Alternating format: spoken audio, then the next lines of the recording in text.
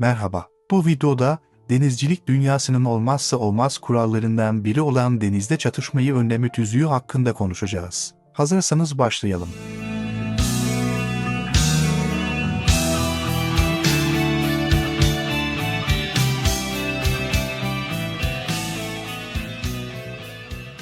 Tüm denizcilerin uyması gereken uluslararası bir kural sistemidir. Amacı basit, denizdeki gemiler arasında çarpışmaları önlemek. Ama bu basit görünen amaç oldukça detaylı kurallarla sağlanıyor. Tüzüğün temel amacı, gemiler arasında güvenli seyir sağlamak için geliştirilmiş 41 maddeden oluşur. Bu kurallar tüm dünyada geçerlidir ve açık denizden iç sulara kadar her yerde uygulanır.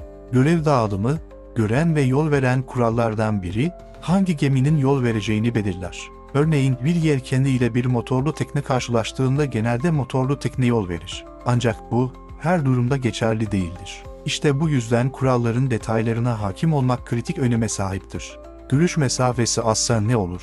Sisli ya da gece şartlarında gemiler sesli ikazlar yapmalıdır. Bu tehlike durumlarının önceden fark edilmesini sağlar. Örneğin, belirli aralıklarla çalınan düdük sesleri farklı anlamlara gelir. Manevra kuralları ve tehlike durumları bir gemi diğerine göre rotasını veya hızını değiştirmezse çarpışma riski doğar. Bu noktada iyi denizcilik uygulamaları devreye girer. Sadece kuralları değil aynı zamanda denizcilik sezgisini de öne çıkarır. Uluslararası geçerlilik, 1972 yılında tarafından kabul edilmiştir ve bugün 150'den fazla ülke tarafından uygulanmaktadır. Yani dünya genelinde tüm denizciler ortak bir dili konuşur. Güvenli seyir dili. Neden bilmek şart? Denizde yapılan en büyük hata olabilir. Sadece güvenli seyir için değil, aynı zamanda yasal sorumluluklardan kaçınmak için de bu kurallara uymak gerekir.